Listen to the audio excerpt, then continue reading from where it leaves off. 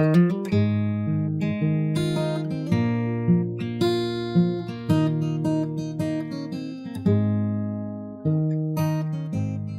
Spurs people, and good evening. Welcome to the Steve Perryman Podcast again, ably assisted by Tom and Howard. So very, very welcome to you chaps. I bet you're relieved that the season's over. Yes, big time. Definitely. Yes. Been waiting for a long time for this. Yeah. So you look more like Ten Hag every time I see you, Tom. Is that a compliment? Maybe. I guess. I think it's the shape of the head. Yeah. It's got a big bump on it this morning because I walked into the wall getting up this morning, chasing the dog out the door. So you'll have to excuse that. But family problems. Yeah, exactly. It's a busy house. Yeah. So I think we've got to pay respect to last season as much as we don't want to. Of course, disappointment all round. And so just some brief questions for you both. And at times I'm at a loss, and you're going to have to help me because I sometimes don't see a performance, because if it's not on major TV, I'm a bit lost. So I would have maybe different opinions to you, but that doesn't matter. We're full of free speech on this podcast. So Howard, you first. Best goal this season for you? It's got to be Son. I think it's against Leicester early in September, when the sun still shone, and he cast it aside and straight was served into the corner. Lovely goal. Yeah, top corner. Yeah. Son shone. Son shone indeed. Good man. Nice choice, Howard. How about you, Tom? Could have picked either of Son's goals from that game. Well, he got 3 actually, didn't he? But 2 of them were absolute beauties. But I think in terms of the best goal I saw all season, I think it was Kane in the final home game against Brentford, which obviously ended up turning sour. But it wasn't officially a free kick because it got rolled back to him by Kulusevski, I think. But I had such a great view of it.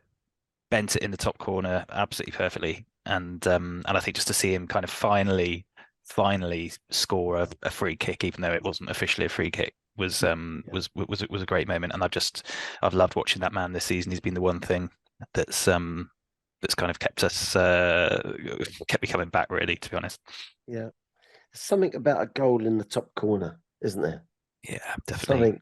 Something. Well, like back in the old days where they got stuck in the stanchion. That was always it. I forgot about that. Yeah, glorious. So I suppose there is no stanchion now for it to get stuck into. No, exactly. Bring him back, I say. Yeah. So perhaps my memory's going, but I just want to, not necessarily an answer to my own question, but I just want to talk about Moura's goal in the last game against Leeds. What I'm going to talk about is, if you remember the Son goal, was it against Burnley? Yeah. So both fantastic goals for lots of different reasons, for a different part of the field. Son was deeper. Moura had just come on and was out wide. And of course, his first movement was in field so positively that he left the defender for dead. But then I think both goals had similar things about them. And the fact that someone runs direct, but runs between 2 defenders. So the benefit of that is that both defenders have got an excuse why they're not going to challenge. And I think that's the beauty of running between 2 players rather than at one. Now, he was successful at running past the first one on the wing when he received the ball. So it's a bit of both, actually. But when you run between 2 players and they both think the other one's going to get you, and then they don't, now you go through the gap. Now you head for the next pair of defenders. And that's what made it such a goal for me because it's something I believe in and something that players should practice a bit more than probably they do. I think it's something that just happens without really knowing why it's happening. But yeah, it certainly delighted the crowd, didn't it? Yeah. And certainly Nice moment. said goodbye in a fantastic fashion. And I don't know how you feel about this, chaps, but he's not been a great player for us, has he? But I think he always cared. That's how he looked to me. Always cared. And got heart about his game and his personality. And actually, I think I'd go as far as to say I'd rather see others out the door before he does, before he goes. Yeah. Any comment on that? Well, we were just talking before we came on that 3 or 4 years ago that Harry and Son together were the top scoring partners by a million miles. Yeah. And here we are 4 or 5 years later, and we're performing nowhere nearly as well. Yeah. Overall, and certainly in that type of goal scoring. Sure. They're probably up to 30 between them. Yeah. Bigger before, and of course, the two of them were on fire. Yeah. And Tom? Moura? Yeah, I just think it couldn't have. Yeah, you can't have as kind of well written a finale, can you, for a player? And he hasn't warmed himself to the fans much this season. I think his two biggest contributions have been getting sent off at Everton and then giving the ball away for the last minute Jota goal at Anfield after we just clawed it back from 3-0 down. But he gave us one of the greatest moments of all time as Spurs fans. I mean, no doubt. People will say, "Oh, it wasn't a trophy. It wasn't this. It wasn't that." But no one really remembers the League Cup in 2008 or 1999 in terms of the feeling you got and the memories you have from that day. Yeah. Whereas that moment, everybody who was either in, if you weren't in Amsterdam, you knew where you were when it happened. You probably watched the replays countless times, and for that he goes down as in Spurs folklore.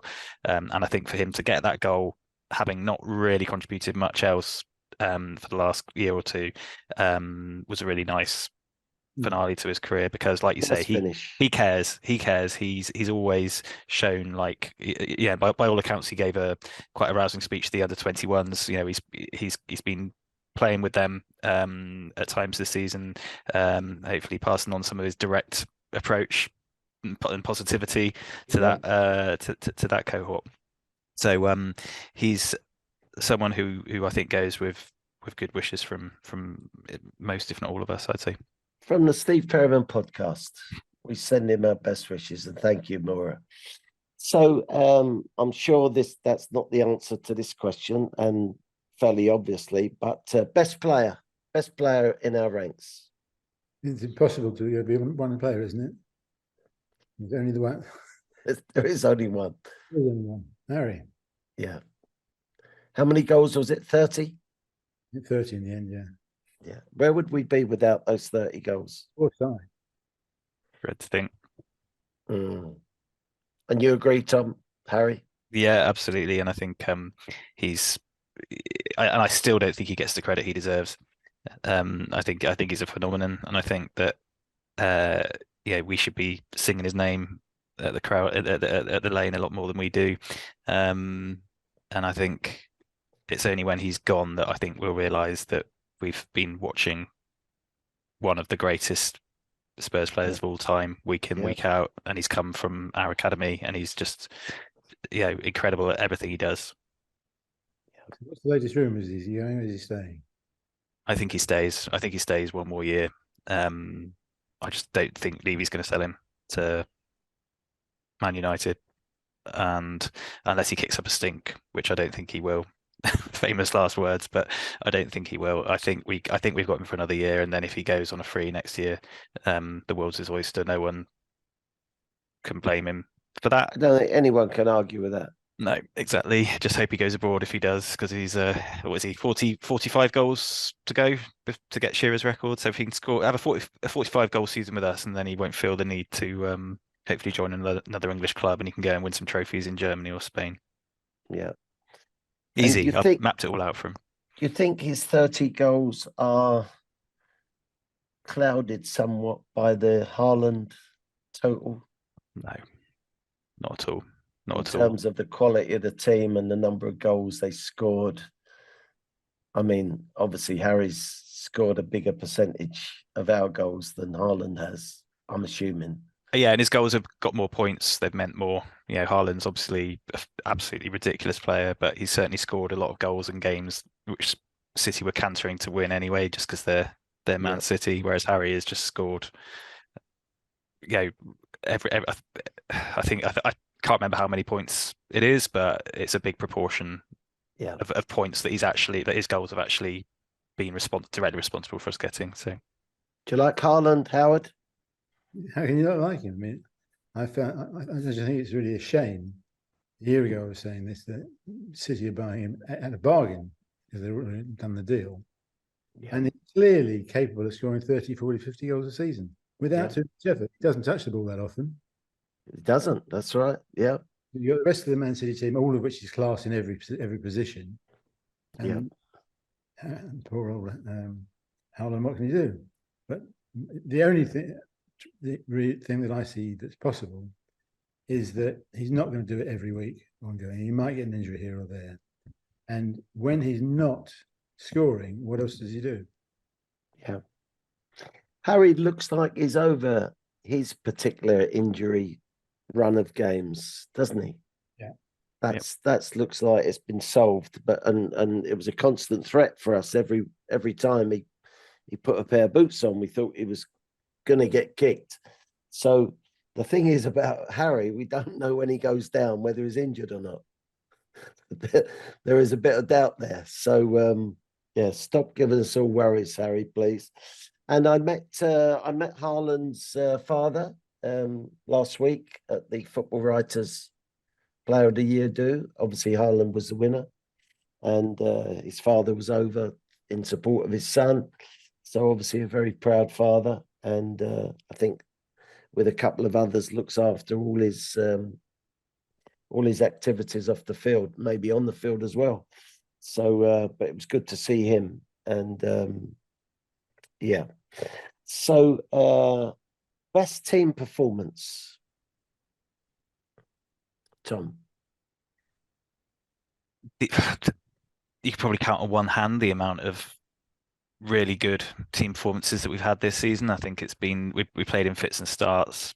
Very, very rarely have we kind of played really well all game, both halves. But I think Man City at home stands out as being the most cohesive, and I wouldn't necessarily say comfortable, but we kept them at bay. We kept Haaland at bay. You know, he barely had a kick in that game. And you know, we played well. Kane obviously got his record-breaking goal. I think that was by far the best day at the Lane of the season, and was probably the best performance that went with it as well. Yeah, I can't disagree with that. Howard, anything to add to that? The worst team games I saw were that terrible run with Sheffield United, Wolves, and Milan. Yeah. He scored one goal in 3 games. In Europe, it used to be our battleground. We used to love it. Yes. It was terrible tonight. Yeah, I was present at the AC Milan game, and I mean the crowd was so up for it. Yeah. I never went out into the sort of crowd arena till about 20 minutes before the game. And they were so looking forward to that game. They were so hyped up. And within 10, 15 minutes of the game starting, we became so ordinary a team, lacking any purpose that I made the point before that I don't even think the crowd were angry at the end. Apathetic. I think, apathetic. Yeah, I think Right. they'd come to the conclusion that we weren't gonna attack, we weren't gonna create chances, we weren't gonna pull back the lead, and that was one of the I think that was a terrible performance. But so do you agree with that, Tom, or you've got another one? There's a lot to pick from. Of course, Newcastle. Yeah, I mean that goes without saying. But yeah, I think Milan was the most disappointing one, just because Champions League under the lights, a goal down.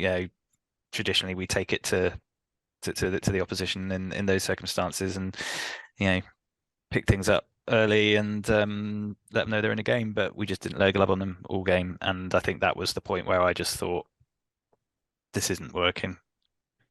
I mean, you just keep, as the season went on, you just, as I say, performances weren't great in the first half of the season, but you're thinking, right, we're conserving a bit of energy for the World Cup. Is this some kind of like amazing coaching approach to conserve energy and then really go nuts once the World Cup's over?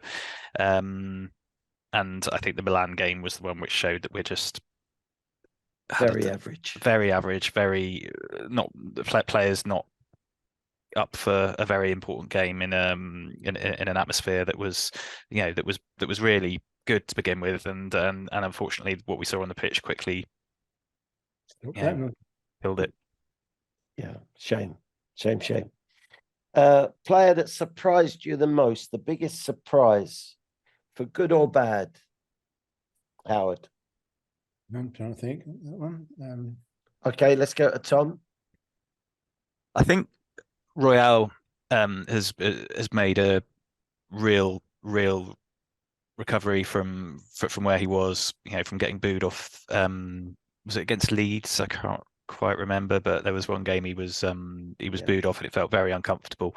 But in the second part of the season, he's been I think he's just shown himself up to be a good defender. He's been playing right back rather than right wing back. And he's much more comfortable there than he is when he's got the kind of pressure on him to kind of go up front and make things happen in a wing back role, which is when people get frustrated when he has 20 crosses in a game and none find the target. And I think that it's just a case of seeing what playing him in his best position, and he's done well. I think I've been a little bit surprised at how Perisic hasn't really done what I hoped. I think it's funny because he's got a lot of assists and he's had some good moments, but when you see him playing for Croatia, I thought we'd signed someone who's going to really move the needle in certain ways, and I think I've been a little surprised and disappointed at how his season's gone. By all accounts, he might be off this summer already. So is that right? Hearing whispers, but because I really liked the look of him and thought he'd do well. But as I say, he got a lot of assists, especially early on in the season. So can't complain too much. But I'd like to have seen a bit more. Yeah. Were you surprised that Emerson Royale, Howard? Yeah, I mean, when he first saw him, it was terrible. But he came through and actually did a decent job. I think I think the general point for me is that looks like he could be a decent fullback, not a great fullback, a decent fullback. And I think applies to most of the players in the squad. You wouldn't mind having him in your team, but you're not going to put yourself out to get him. Yeah, I think that's very true. I sometimes feel a bit sorry for the fullbacks or the wing backs or whatever you're called these days.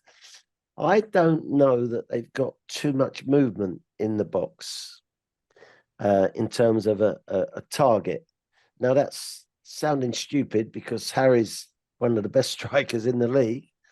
But maybe because Harry's doing his work a bit deeper and then providing the ball to the wide position, he's sort of making the box rather than being in the box as such. So I think that sometimes you instruct players to just find an area, and the forwards have got to go and get that ball, knowing it's going to go there or there or there, and you cover all the bases. So So I think it says something about his character, Emerson Royale, the fact that he came through that adversity. And I mean, there was one time where I was at the game again, which was rare, but the ball fell to him on about the 6-yard box or maybe penalty spot. And why he was in there, I don't know, but well done him. And he skied it over the bar. Wow. Did he get it from the crowd? You know, it's a tough gig playing for Tottenham. It's a tough gig. There's no easy ride. There's an easy ride when you're doing well because they lift you. They can lift you so high and give power to your legs and help you jump higher and whatever. But when they go negative on you, the crowd, and they're not shy in showing that, are they? No. So I think it showed a lot for him to just keep going, keep going, keep going, keep going, and eventually has turned most of us round. But as you say, he's now become a good player rather than a very good player. But perhaps there's still more to come from him. So let's hope so. I'm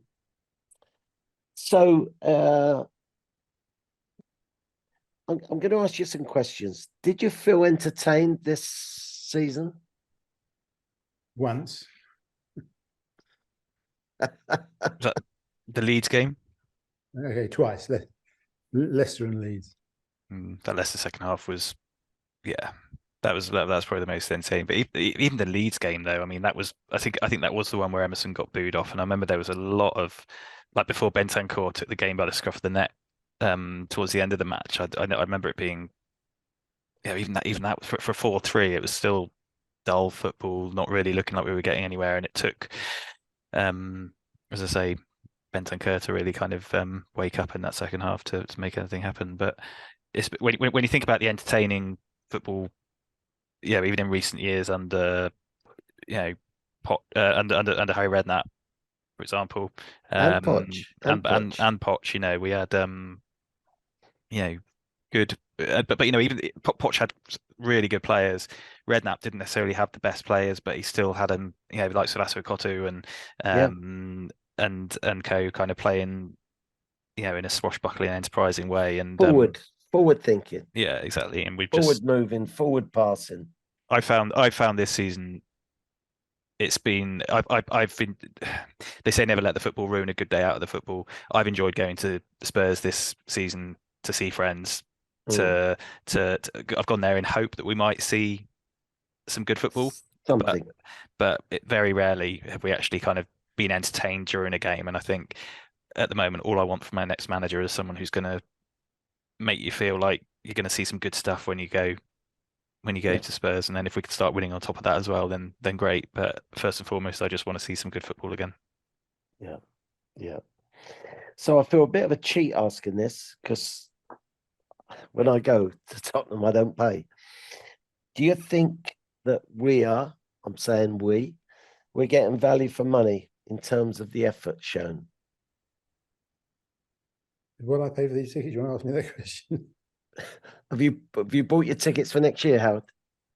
About 2 or 3 weeks before the end of the season, my cousin Paul, said he got whatever and he's renewed, so going to do it. So we were all sitting together. So I did it. As soon as I'd signed the letter, I thought, I just wish I hadn't done that. I wish I'd given it a year off, where maybe I'd buy tickets whenever I can. Yeah. Because I've got all the nightmares of the traffic. Couple, yes, Viv is very, very patient about, as you can imagine. Yeah. I wanted to try and see how I felt about not being there when they were playing.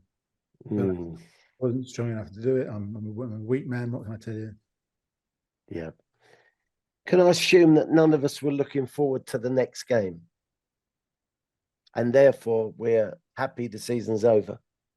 Yeah, I've been kind of ready for the season to end since I think Bournemouth at home. I think when we lost in the last minute, then I think that was when the writing was on the wall, and we just knew things weren't going to. I think that's when the Champions League dream was over, and then it was just going to be okay. I wasn't enjoying that final few games of being like, oh, do we want Europa or do we want conference, or do we want none of it? And it all just felt like quite a toxic mix of like some people wanting us to lose, so we weren't going to be in Europe, and others kind of saying, "Come on, it's Spurs, you can't not want them to lose." But it went from being very much a kind of race for fourth to being, like say apathy. Yeah. So let's talk about the next decision. Of course, the big decision is Harry going to stay, but I suppose before that is, who would you like to see as manager? Do you want to go through some options? Howard, what about you, the next manager? The one who impressed me the most, these are from very short comments picking up on Sky News or whatever. I liked Arno Litt's Feyenoord manager. Yeah. Arne Slot. He seemed to me to have a sense of humour, a sense of the way it should be, and I'm just really disappointed they didn't manage to bring him in. Now, if you're looking for a manager who's available, you've got Nagelsmann from Bayern Munich, you've got Tuchel from Bayern Munich. Who else? Has Tuchel officially left, Tom? You're a bit more up on this than me. No, there's just talk about, like, I think Bayern sound like they're clearing the decks a little bit at the moment, and I just seen an article or two suggesting that he might not hang around. Okay. I'd be surprised if he did leave already, but I think it's a possibility. Seems a strange one. Howard, would you be happy with Tuchel? I don't know enough about him really. I think the bits I don't watch Chelsea if I can avoid it. The bits I saw of him, he looked like he knew what he was doing. Yeah, that's how I saw him. There was a strong purpose about him. Strong purpose. Do you remember that game? I've spoken about it on the podcast before. When after his third game, he took a player off, put him on and put him off. Took him off after 20 minutes. And I thought, yeah, you'll do. He had a directness about his opinion. And if we were to get him, I would be extremely happy. No, but I'd be happy. What about Poch? Did Poch deserve to come back? He did, in my opinion, and all the reasons of why he didn't probably will come up in a discussion about our chairman. Yeah. How about you, Tom, with Poch? I mean, I would have loved to have seen him back, especially over some of the names that are still being touted as possibilities as well. I do wonder if things are slightly clouded by the second half of his final full season, when we kind of started losing a few away games we hadn't normally been losing over the years before, like Burnley and Southampton and co. And there were some pretty horrendous performances in his final few games. But final few games of how long? How long did he have overall? Oh, he had 5 years, 5.5 years. I tell you, from the manager's seat, 5 years, it starts to wane. Yeah. And I think, especially if you're not getting back. And I think that was going to be my next kind of point, was that he didn't have. I mean, obviously he had a couple of new signings finally at that in that last period in his end game, where he had, Jack Clark was the first one in however long, and then Tanguy Ndombele and Giovanni Lo Celso. But before that, he'd been heading along with no signings. He'd been working wonders with that squad, and it was when you look at everything in context, it's no real surprise that he wasn't feeling it by the end. So you have to worry if that would have happened again, if he came back. I mean, the fact he was prepared to come back and waiting for the call, so we're told, suggests that maybe it's not the toxic workplace and horrendous managerial hot seat that we're being told it is by various quarters. But I think I would have loved to have seen him back, just because he means a lot, from an emotional perspective. But also, I do feel Me that too. he's a great coach. Me too. Got on well with players and gave us some really good football, some really good memories, and a refreshed Poch ready to give it Yeah. another go could have been something Yeah. that we'd have all got behind. But obviously, it's really really disappointing to see him down Would you the have road. made the call, Howard, Yes. if you were Daniel? I certainly think he's as good as any of the other people we may potentially get, and to an extent, he had an unfinished job. And at least we'd be going to watch a game where we know the guy in charge also is there enjoying the game and suffering with us, as opposed to, Ozzy speaks incredibly well of him, and I've met him on 4 or 5 occasions now. And this is a man, a gentleman, but a man. There's a steeliness about Poch, and someone like that, I would think, when he's not being backed as he thinks he should, and we've heard all the comments about the best house, but you got to have the best furniture to go with it, and all that stuff, and how he got through some seasons there with no signings, with no backup for Harry. What he achieved, I mean, the negative people say he's not a winner. Well, he got as close to winning as anyone for a long, long time. And of course, we're disappointed with that Leicester season when Leicester won it, and we didn't quite show up, did we, for the final? And it's easy to say Harry shouldn't have played, but he got us as close as anyone. I think that's what really frustrates me about the narrative that surrounds the likes of Poch or anyone who does a good job. If they can do a job that's 10 times better than than what came before, they can work wonders with the resources they've got and get so close to something which we hadn't got to before, and then because they didn't quite get over the line, they're then marked as a failure, or they're then marked as bottling it. And it's like, you just I hate that. You get punished for your success because you don't get rather than getting credit for how far you got, you get mocked for not getting that final millimeter to take you onto that next step. And I think that's one of the more frustrating things of modern the way people look at or track someone's success or otherwise. So do we wish him well at Chelsea, Howard? No. I know that's a bad word in your house. No, I'm sorry, can't. That's something. We're not wishing him luck. No chance. I am. I don't care. I am. Not in the games when he plays us, of course not. But you know what else I liked about Poch? The quality of his staff around him. Yeah. You know what? They were men as well. They were men.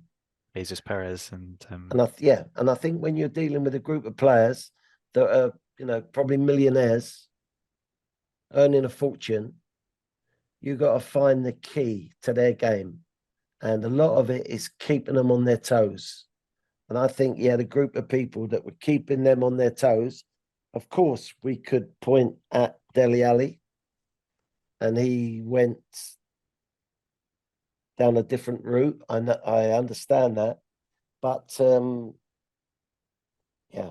I think it's a big miss, Poch. I really do. And what about Potter, Graham Potter? His experience at Chelsea, will that have caused him to have second thoughts about where he goes next? I know you of him and Brighton as a whole a year ago when we were sitting here talking. Yeah.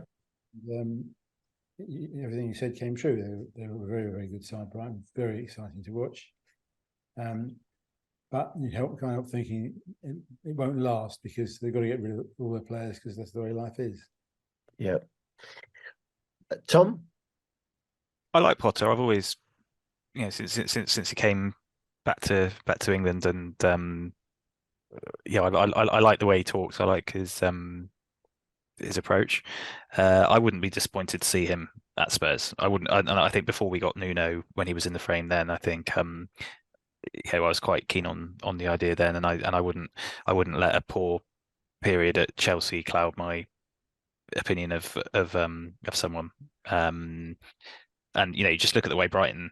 I mean, Brighton have got such a great setup. They seem to have the kind of seamless ability to keep things running as players come and go, and managers come and go. But I can't believe that De Zerbi isn't benefiting to a certain extent from the foundations that Potter laid there. I'm sure. I'm sure. No, I think he's a maker of players, Potter. I think he's an improver of players. I think that was totally against the way the River was running at Chelsea. They were paying so much money for players. Obviously not his choice, because they weren't his players, that's for sure. But he was almost drowning in players. it was never a good fit, was it? Potter Never a good fit. I mean, it's a crime when you haven't got enough players. I know what that's like when you're struggling to put an 11 out on the pitch. But when you've got 2 11s and you've got 11 that are going to have the ump, that's not a good thing either. So I don't think he was that type of manager. So yeah. Did anyone hear, just changing the subject for a second, did anyone hear the Tony Galvin interview on TalkSport? You sent it to me. I haven't had a listen to it yet. You listen to it. Anyone who hasn't heard it, listen to it, because I'm a fan of Tony Galvin. And of course, he was on talking about his book with his brother called Galvanized. But he had Mr. Hawksby interviewing him, and that's always a good scene to be in. But talk about down to earth and honest and straightforward. Exactly how he played. Exactly to the T how he played. So yeah, if any of you out there know me and you've got my number, contact me and I'll send it to you, as I've done to the 2 chaps. But it definitely needs some listening to, as per non-Spurs matters like Jackie Charlton, how he saw it. And when you listen to this about Jackie Charlton didn't pick O'Leary, he picked so-called lesser players because he wanted centre halves to do a certain thing, hit it and kick it and compete. And how Liam Brady's international career come to a finish and stuff. And Jack was all about building a team. So you have to play for the team. And that's, I mean, he wanted Tony in the squad, even though Tony wasn't fit and hadn't been playing for a lot of times for Sheffield Wednesday. But it said something to me about Jack Charlton. But it was the way that Tony describes it, which is fantastic. So yeah. So where do we stand now with Mr. Levy?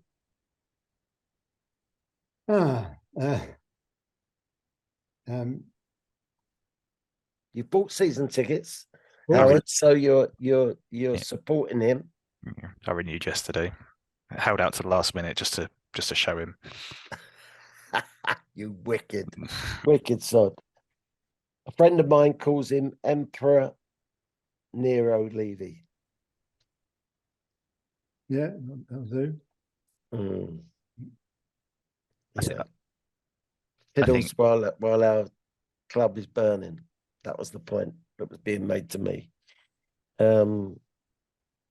Yeah, it's. Well, Daniel, for my money, has gone down and down and down and down in his behaviour. And of course, I think he should be utterly acknowledged for what he did with the fabulous academy training ground and the stand, of course, which is amazing, absolutely so.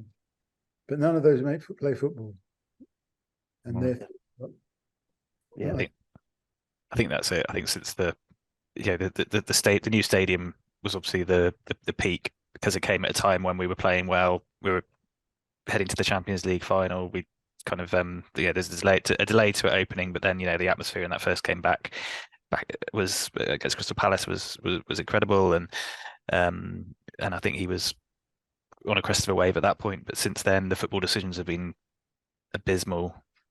we've been watching a team get worse and worse. Yeah, it seems like he hasn't taken the opportunities at the right time to strengthen the squad, or to make a decision that would actually take us to another level. Or maybe, having said that, maybe he thinks he was. Maybe like that, bringing in the likes of Mourinho and Conte, the big name managers, to kind of to go with the biggest stadium and the biggest and best stadium in the world, and that kind of thing. But in doing so, it just seems like he's kind of taken his eye off what makes Spurs special, which is, fans. We come to watch good football. We come to watch players and managers who want to be here, and not managers who are acting like they're doing us a favour by being here. And I just feel like his next decision, if he doesn't get it right next time, I just don't see how he can hang around. I think I can't remember who said it recently, but I read someone say that Daniel Levy would have fired himself several times over if he'd have been his own boss, or something absolutely. like that. I see that. I see that. Howard, any more about Daniel? Yeah. It seems to me about the club as a whole. Sure, I've got a cat walking across my. That's a catwalk, a real one. That's right.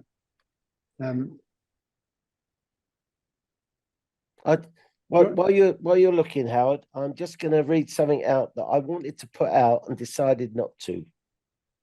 And I'm thinking, should I have done it or not? Week in, week out, we see week-on-week mentality from our team. It's a tough gig to play for our beloved THFC, and this isn't understood by the judges on the fringes of recruitment, coaching, or leadership of our players, who never show themselves nor take responsibility for their actions or lack of knowledge. At least Daniel Levy is the figurehead who should be big, bold, and ugly enough to shoulder the blame. He can't hide, and he's beginning to sound like he won't. He's about to be tested, just as he has successfully been as a businessman, but this time as a football judge, and as yet his jury is very much out. We must question who establishes the values and principles that we as a club stand for, who sets the tone and influences the environment that our players work in. These values have been built up over time through tough experiences, adversity, and triumphs, with lessons learned from all situations faced. As the saying goes, if you always do what you always did, then you'll always get what you always got. Please, Daniel, appoint someone you trust, and in turn, trust yourself and your choice. Come on, Daniel. Steve Perryman, a Spur forever. So I sort of wish I'd have put that out, because that was how I was feeling at the time. Now the season's over. Of course, you calm down a bit. It's obviously from our tone in this podcast that we've calmed down, but something has got to start going right now. Right. Howard, over to you. It seems to me that it's quite clear that the most important roles in a football club are that of the manager and the chairman. And if you get a manager and a chairman with whom you gel well, and you understand each other, and you have the same basic principles underneath, then you've got a chance of success at that club. Yeah. Without any of that, you got no chance. There's only a handful of teams can win the trophies, and clearly where we are at the moment, we're way down the list of potentials that could do that. Yeah. When we take on a new player, when we take on anybody at Tottenham, they should be asked to watch a short video, 10, 15 minutes, just to give them a very basic background of the history of the club, because it gets lost in translation. Yeah. Whether the new person be a gatekeeper at the academy or a multi-million pounds soccer player, everyone at the club would then start to have a feel of the club itself. The players that we buy should have winners tattooed across their foreheads, or if we're going with Ted Lasso, we're going with believe. Believe. Yeah, believe. Believe, Howard. Exactly. They should have fire in their bellies to want to win every time, whether during practice, an actual game, or whatever. I know that Daniel has spent a huge amount of money on players already, but the fact is he bought the wrong players. why is this constantly happening? With Mourinho and Conte, that was a big mistake. But maybe the last say it clearly hasn't. He sacked Poch, Mourinho and Conte with no adequate explanation. Nuno, well, he was out of his depth. The day Conte was sacked, on match of the day that evening, they were clearly told not to say David's name. And if you watch Match of the Day that night, they did not say David's name at any one point, Daniel's name rather at any one point. They didn't have to because we all knew who they were talking about. Yeah. To threaten them with libel, this or that, if they spoke his name. When the MOTD finished, there were balloons with his face flying around the studio. It was stupid. It was. Would you see Pep doing that? No. Amazing. Tells you a lot about his own ego because he's more concerned with him not looking bad than he was with the team getting beaten. Yeah. I think I come back to the same point. I think there's room for man talk. I think a successful club has a lot of man talk, and the worse it gets, the bigger the man talk gets, and the more that man talk is needed. And I just don't see the opening. I hear about the committee. Yeah. Committee all spreads out. The man talk is diluted, and the number of levels that we spoke about before, it's all diluted. Who bought Ndombele? Does anyone know who bought Ndombele? His father. Well, yeah. Sorry, Steve. You just on the topic of that. There was an interview with Tim Sherwood doing around this week, and maybe take it with a pinch of salt. But he was saying about how when he was playing Harry Kane, head of Soldado, Daniel was questioning him like, well, what about Soldado's value and how will this look to the, if we want to sell him, you're playing and rather than letting his manager get on with picking a team that he thought could win a game. So you do wonder about the involvement that he has on the player side, where you just wanted to back off and let the people who deal with that stuff deal with it. When the players feel that type of involvement coming from a sort of a non-football area, then I think you get into big trouble. And they realise that football does not rule. It should be football rules everything. The decisions, a football decision. I think I told you when we went to Japan, the doctor said to me after 3 months, we like you two, me and Ozzy. Why is that? Because you picked the best team. What other team is there? Oh, the hierarchy team.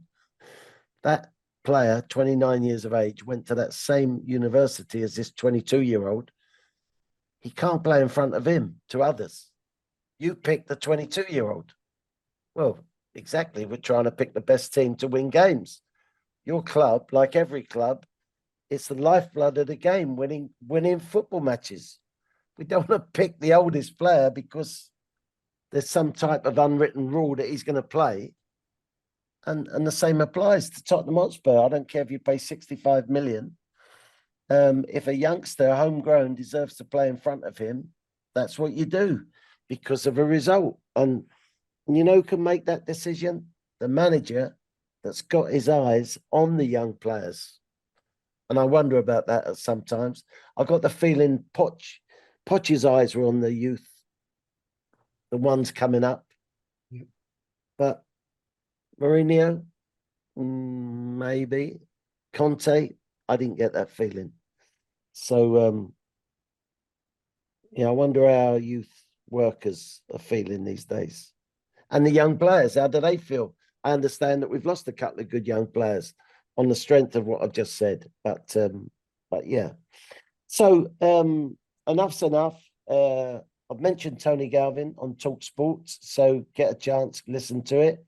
I want to mention two names, two executives from past clubs that I was at, Eddie Plumley at Watford and Keith Loring at Brentford. went on to Derbyshire Cricket Club, before helping out at Mickleover, that I've got a link with. So Eddie Plumley and Keith Lowen both passed away. Eddie this week, Keith about a month ago. So really sorry that they're off they're out of life and breathing. But yeah, and we've got a date, Tom, myself and Glenn Hoddle, hosted by Mickey Hazard, are going to appear at your local, To Tom, my neck of the woods. Yep. which is near Newbury, that way. Yep. A34. Yep. Just south of Newbury, just the other side of Basingstoke. About an hour direct train from Waterloo, or about 45-minute drive from West London. So. And it holds how many? Your function room? We got the new function room open, which is 300, I believe. 300. So when you came before, I think it was kind of 100 max. Yeah. So yeah, it's gonna be a big one, and tickets are already flying. It's only been out for 3 or 4 days, hasn't it? And I think we're nearly at halfway point. Yeah, easily. So people are interested in it. Glenn doing it for nothing, me doing it for nothing, the venue doing it for nothing, and it's to raise money for Barry Daines, who is in a very, very sad state in his health. Lovely family, lovely wife, good son, and Barry's had a number of strokes, so he's struggling somewhat. So we're some homegrown people. I'm including you in this, Tom. Homegrown people, Glenn, Hod, me, Mickey Hazard, are doing our bit for one of our homegrown colleagues. So if any of you need details, I expect we'll put it up next time we do a podcast. But it's also on social media, Tom, isn't it? Mm-hmm. Yep. On all over your Twitter and Twitter. So yeah. So thank you very much for listening. Season's over, so I expect we'll have a little bit of a rest. I'm off to Swindon Spurs Friday, Worcester Spurs on Saturday, and then to Italy on Sunday with some very good Argentinian friends of mine, and I'm not gonna drop their names at all. But yeah, thank you for listening. Well done, Tom. Well done, Howard. We've got some of it out again, haven't we? Our frustration. And yeah, come on, you Spurs. Let's go. Come on, Daniel.